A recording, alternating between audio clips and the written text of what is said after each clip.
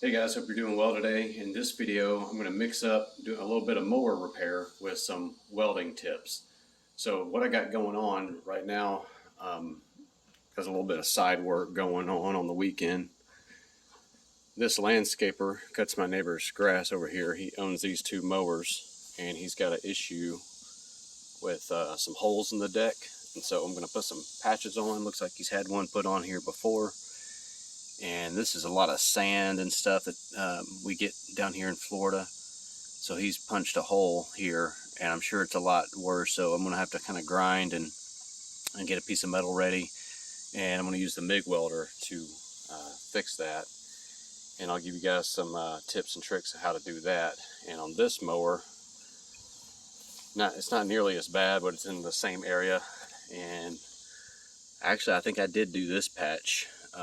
Been a while, but got some grass coming out right here now, so he probably needs another one. But one thing he did do is I was pulling this over here in this spot. I saw the oil light was on, and he pretty much has no oil on the dipstick. So I can wipe that off on the old work pants. So we got no oil. And you don't screw these down, you just put it down in there. And still no oil on the dipstick. Why does that not surprise me? That's a common issue, it seems, that people don't realize that these consume oil pretty regularly. I mean, you need to check it probably every day. Luckily, I got some 10W30, got some brand new Pennzoil I'll put in there for him, put a couple quarts of these. And I need to get the garage cleaned up, get the Forerunner out of here, and I'll pull those two mowers in. And also in this video, we're going to have a surprise guest, my son, Reagan, otherwise known as Dogefall on YouTube.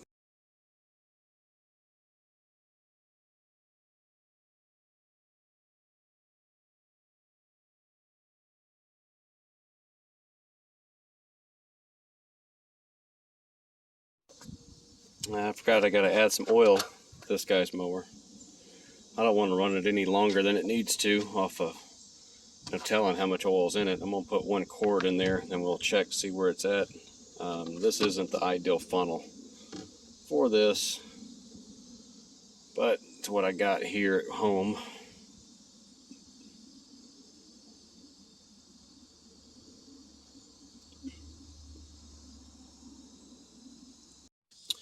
Alright, so I put 1 full quart in there. Let's see where it is on the dipstick. Let's wipe this. I know that's probably annoying, but I just only have one hand right now. I don't have a... Alright, so 1 quart pretty much took us from nothing on the dipstick to right at the top of the operating range, so that's good.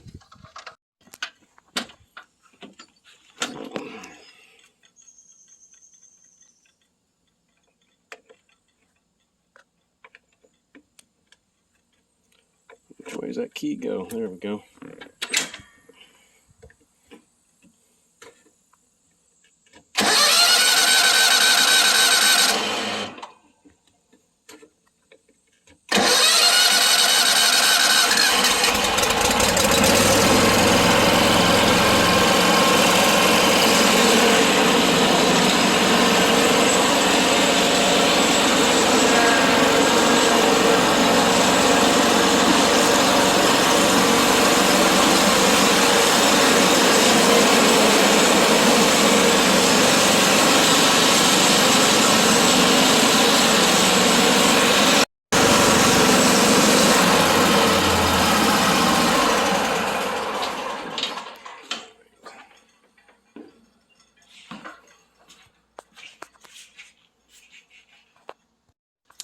Alright, first thing I'm going to do is get my grinder out with a flat disc and clean all this paint off and get down into some clean metal to weld to.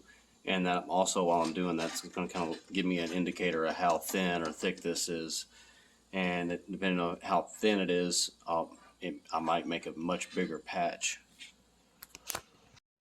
And real quick before I start grinding, and especially before I start welding, I want to get all this grass. Even though this is fairly wet, there is some dry grass in here that'll start trying to smoke and everything. I wouldn't be a fear of it really catching on fire, but it might just be enough to damage something or cause at least an annoyance here in the garage.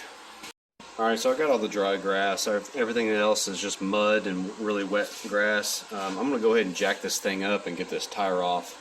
It'll just make it that much easier for me to grind in here and get to where I need to clean up and weld. It'll make the hardest part of the job, go by a lot smoother and easier. Alright guys, I told you a special appearance is going on. It's my son Reagan. He's going to be our cameraman.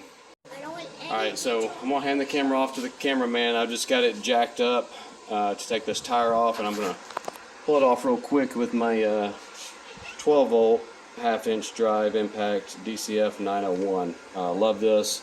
Still use my 899. I know they just came out with a DCF 900. I can't wait to get that thing and try it out.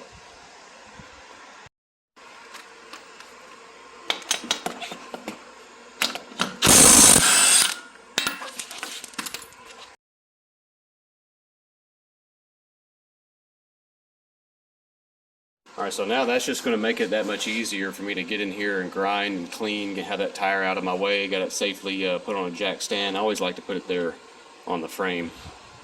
So I'm going to start grinding away and we'll see how bad this thing looks. I'm going to be using a 60 grit flat disc to do this. 40 grit would work great too.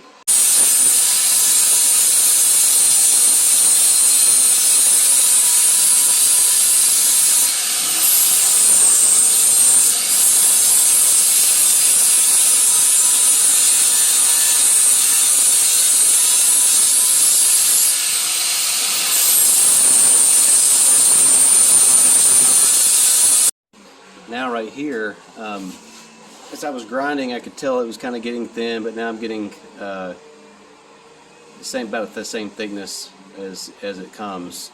So I'm thinking about putting the patch out here a little bit more, but what I'm going to do now is take a wire brush on my drill and clean up all in here, so that way I can get a good weld down along right here and join into this patch. Alright, so what I'm going to do is use one of these wire wheels. These are all worn out pretty bad, but it'll do what I need to get in here to do. I'm just going to run it on my drill. And my cameraman's going to come down here and show you what it looks like as I'm doing this.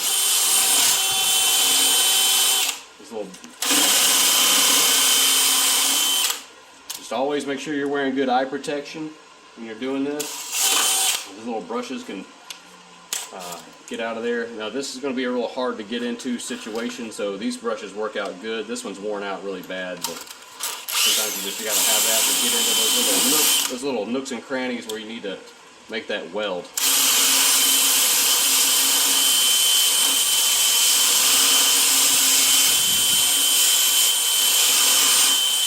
Alright, it looks pretty good, so now I can come down in here and weld.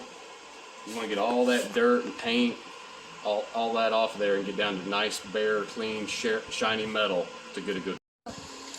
Alright, so what I'm going to do is just measure and see what type of piece of material I'm going to cut out. So I need a piece I'm going to just do about 4 inches.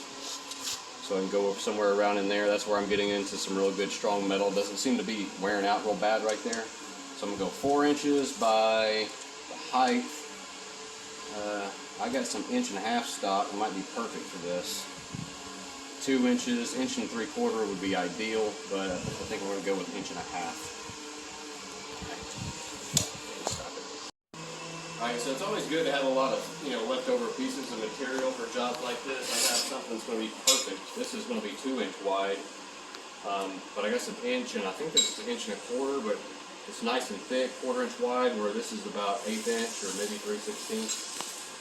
So let me see how well this fits up, and looks like it might be about the right length too. And I can bend this. This will be a really good strong patch for him, I think. I think that's what I'm going to use right here. Alright, so now that I got this piece cut out about the length I want it, that'll give some good opportunities if I want to, if it becomes a problem in the future. We can stack just more of these pieces, weld them on as he wears it out. But anyway, that'll hold him off for a long time. What I'm going to do is go ahead and grind me a nice spot for my ground. That's also critical when you're going to do any welding to something. You always want to have a really good ground. So I'm going to grind a nice spot, and real quick I'm going to show you the welder I'm using. I've had this for at least 12 years now. It's the Miller 211. It runs on 110 or 240. It's been a great welder. It came with the spool gun, and you can do aluminum, stainless, everything with it. This one has 1,000,000 miles on it. I love it. Never had any problems with it. I did put an upgraded aftermarket gun because the original one just wore out, and this one's about wore out, and I need a new one here pretty soon. But overall, this is a great machine, and I always recommend if you're going to MIG weld, use one with gas. Don't flux core, especially on this thin stuff like on these decks. You can't use flux. Well, you can use flux core, but it's just going to make a really messy weld. If you're using the 75-25 mix, a gas filled MIG welder, don't flux core it. It'll do a lot better weld, and you can control the penetration that you're getting. But real quick, when I start welding, I kind of just want to get on my gear and do all the welding that I need to do. So I'm going to go ahead and start looking at this deck here and cut out a piece, grind away at this one, and cut out and prep for the welding here. So then once I'm welding, I can just go from one mower right over to the other one. Okay, so I've got this one ready, area for my ground, and I went ahead and ripped the tire off of this one real quick, and that gave me good access. I'm going to go ahead and weld along down through here. Looks like it's been wearing, I guess, the grass and sand is coming up and hitting this top plate of this deck, and what I'm going to do is just tie it right on into this other patch that I do remember doing. And so went ahead and just ground all the clean areas where I'm going to be welding. I got into this weld quite a bit, and just to make it look nice, I got it where it'll go a little further. I want out here, and I can just blend all this in, and it'll look really nice. The preparation is time consuming, but it always gives really good results. And before I start MIG welding, what I'm going to do, you always want to just check your nozzle, check your diffuser and everything, and the tip. Just changing the tip alone will drastically, a worn tip will really make welds bad. And then also get some needle nose pliers or your welding pliers and get all this gunk out of here, clean this nozzle up, or switch nozzles. So this portion of the video is the welding tips part. Here's some really cheap welding type pliers I just got from Lowe's. They work really well. But I cleaned out the nozzle. Make sure you got a good nozzle, good tip. The diffuser that's inside where the gas flows through, make sure those passages are nice, and so this part is the diffuser. That gas is coming out through these ports here, so make sure you can see through those. Like I said, clean the tip up, got all that slag out of there. Another tip, make sure as you're welding, your MIG gun is as straight as possible. Don't have it coiled up, because that's just going to make feeding the wire through all that for the machine a lot harder, and you're going to get inconsistent wire feed. Alright, it's going to sit there and speed up and slow down as it's hitting resistance and getting stress relieved. It's going to go back and forth. Another thing, air, fans, like I got a fan over there running right now. When you're using that gas, it's critical to keep that weld shielded from the outside oxygen. So you got to be aware, any little wind or blowing, that's the advantage of the flux core, but that's pretty much it. You can weld outside with the flux core, just like you can stick weld, shield metal arc welding. You can weld outside, not really worrying about the wind too much. But that's the main tips for, MIG welding with gas. Now I'm going to turn this slowly. You don't want to let all that pressure too much. That's pressure that's on the tank, and then when you pull the trigger, mine has the little ball, some of them have another arrow. You want to pull the trigger on the gun to see the current flow, and you want the current flow about 15 maybe 20. Pretty much anything over that is just wasted gas. So I'm going to pull the trigger right here. Oh, turn the machine on first. Pull the trigger. So you hold it down. I'm right at 20. You can slow the wire feed or turn the wire feed off when you do that. You just want to activate the machine to see what the rate is of the gas, the rated flow, while you're welding. Okay, and final tip and one of the most important tips is get in the most comfortable position, okay, and make sure that everything's clear around you. You don't have gas or something flammable, something's going to catch on fire. That's some used oil. It's safe right there. But you know, think about gas, sparks, and all that. It might happen, but get into a comfortable position. And like when I go to do this, I'm just going to tack it into place.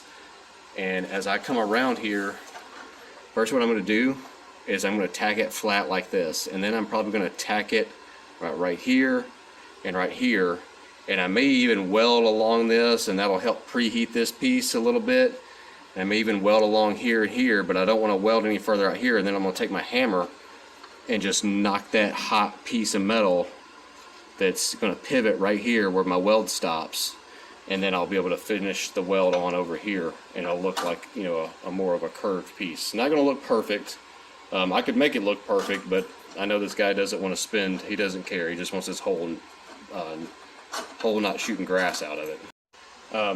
Before I start welding, I've thrown on my welding coat, and the main reason I wear a coat like this isn't just for splatter and sparks and things.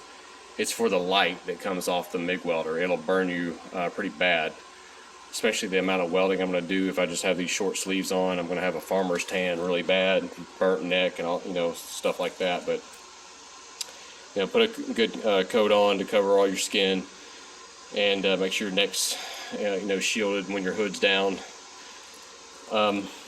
MIG welding gloves are a little thick. I like these gloves, or oftentimes I MIG weld in TIG gloves, but TIG gloves are a lot more delicate, thinner. I like the thinness because I can hold stuff and feel stuff better, but they wear out really quick. This seems to be a right mixture. It's kind of like right in between those really thick MIG gloves, but they're a lot more durable than TIG gloves, and these have held up pretty well. It's a Mechanics brand. This hood, I've had all kinds of hoods, Miller, Lincoln hood, it's really expensive hoods. This is like, was $80 or $100 from Northern Tool, and I love it. It's cheap, and it just keeps on working. And yeah, it's instant change. You can change the different settings, the delay, how sensitive it is. I really like this hood, and it's automatic. I don't have to worry about turning it on. I just put it on and I just start welding, where other hoods I would flash myself because I forgot to turn it on.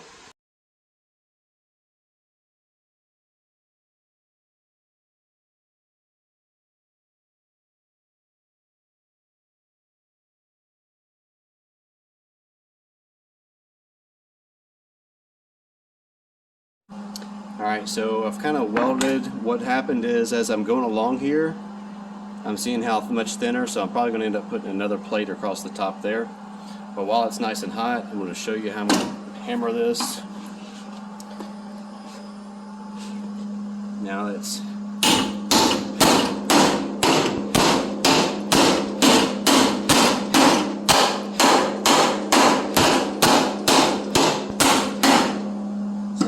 so now as I weld that up, especially after I add another plate there and do the weld along that seam, it'll look a lot better.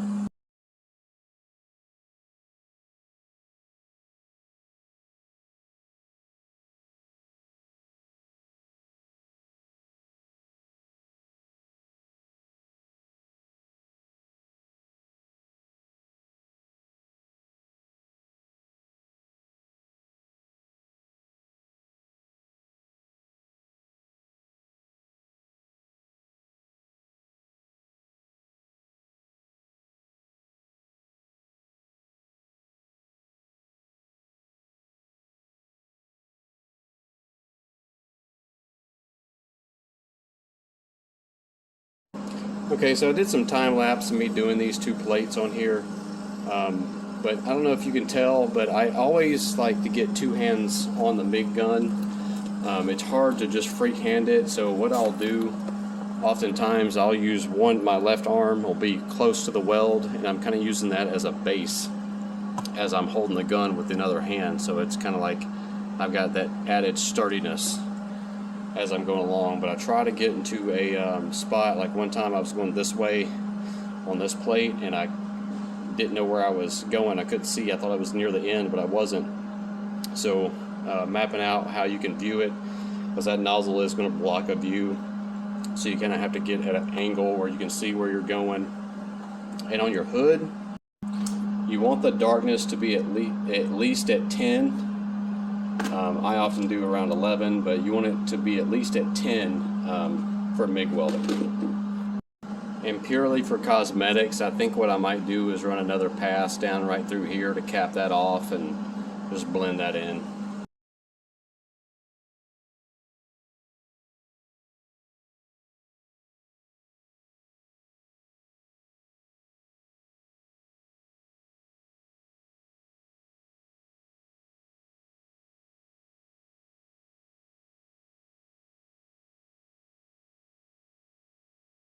Alright, that went pretty well, pretty easy. Now what I'm going to do on this one, basically the same thing. I'm just going to weld all this up, build it up, and then probably just run a bead right along there. So as I was welding this one, I got over here and I was wishing I was recording the video, because I kept repositioning my arm just where I always had a good idea of where my gas is flowing, and I was concentrating more on this thicker metal and letting it roll into the thinner metal that I'm trying to fill up. And so I'm looking at the edges, and the width of my puddle dictates how fast I move. So I'm trying to just keep that puddle consistent. So I'm it's very gradual movement as you go along. But as I did, I popped a hole right here and I realized this was a little thinner than I want. I'm going to go ahead and just show you guys how I would just add another piece real quick. Don't even really have to worry about cutting it at the moment. What I'm going to do is I tacked it here, and I'm going to tack it about right here, and I'm just going to kind of bend this around, tacking it. And then once I get over here, I'm just going to use my grinder with a slicer wheel and cut that off, and then just weld it all up. So what I'm going to do, I'm going to use this bar as leverage, leave it long, and then wait until I have it tacked here before I cut it off.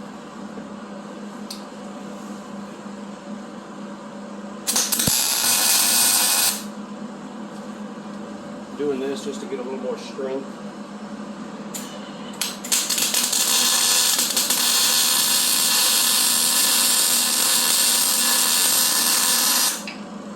Plus it's heating it up a little bit.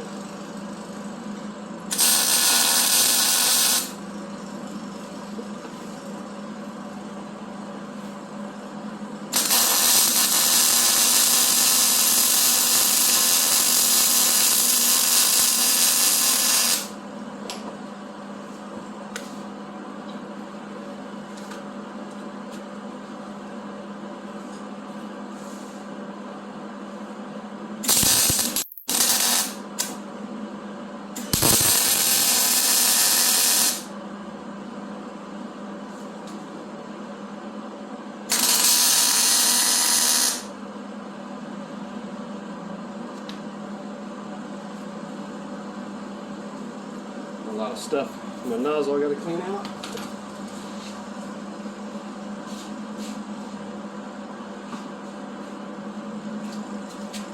I'm not going to cut that off yet, just in case it were to pop loose, just from those tacks at the moment. So right now I'm just going to go ahead and weld that up, and then I'll come back in a second and cut that off.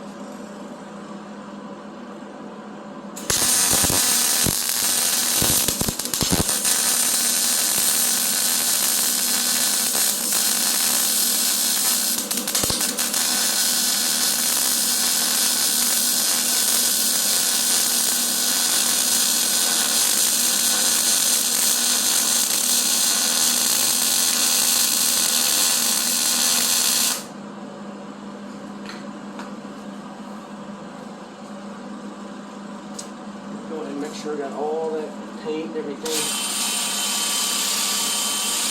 nice and clean.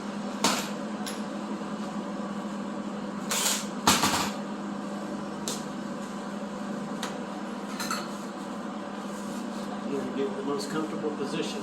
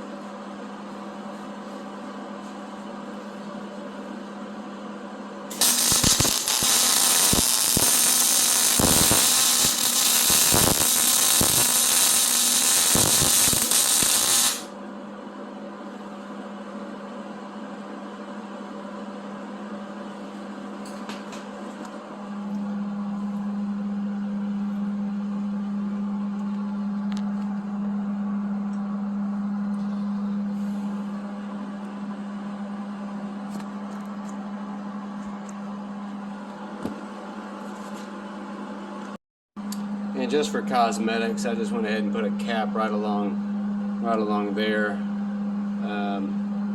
Got a little messed up over here, but anyway, just a patch. So I got the wheels back on. I'm about to pull it out. I didn't have any primer. I tried spray painting this with John Deere green spray paint, and without the primer, it really doesn't cover well. So I cleaned it off and waiting for my wife. She ran to this Ace and got me some. She's running to get me some primer. This, I did have a little bit of aluminum colored primer, and then I had some red, so I painted that. Basically just for rust prevention. So I'm about to pull these out, and I'm looking at this one. It's got a little over 1,200 hours. He's due for a hydro service. Haven't checked the oil level yet. He's got an oil leak somewhere, not too bad. They're all going to have pretty much build up like this, but as long as it's not saturated wet, it's not that big a deal, you know. But I will tell him how he needs to change his oil. Let's see what it looks like now after. What color is it here? It's not too dirty. I put pretty clean oil in it, so he had a cord in it. But oftentimes I see that oil is black as it can be. But so I'm just going to pull these outside and grease the spindles and everything in the casters on this one. I don't know what all grease fittings on that one, but I'll look. And then he's going to come pick this thing up. All right, so now I got some primer on there, then put a coat of the John Deere green, cover it a lot better. So I added oil. I added a quart of the oil to this one as well. It was about a quart low. So anyway, check your oil, guys, and that's how you do some patches pretty easily. I see it, you know, quite often, especially down here in Florida where we have all this sand. It really eats away at these decks.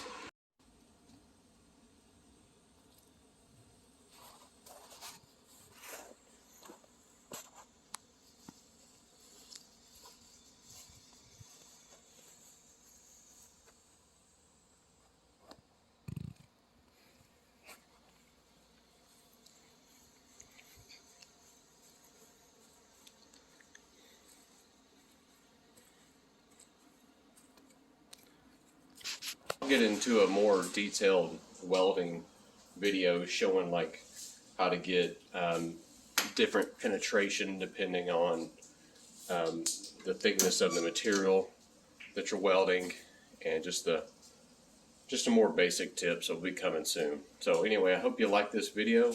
Please hit the like button and subscribe if you haven't already, and thanks to all my new and past subscribers. Thanks guys.